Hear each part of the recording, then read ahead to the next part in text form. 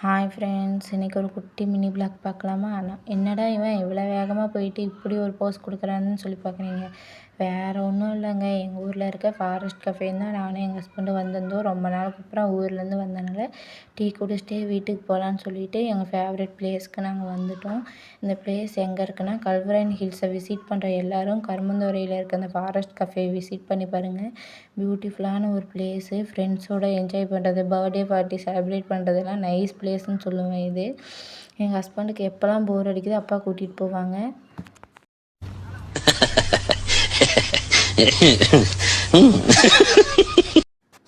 நானும் எங்கள் ஹஸ்பண்டும் டீ குடித்து முடிச்சுட்டு இந்த ஆக்டிவிட்டீஸில் ரொம்ப நேரம் ரசித்து பார்த்துட்டு இருந்தோம். ரொம்ப நைஸாக இருந்துச்சு.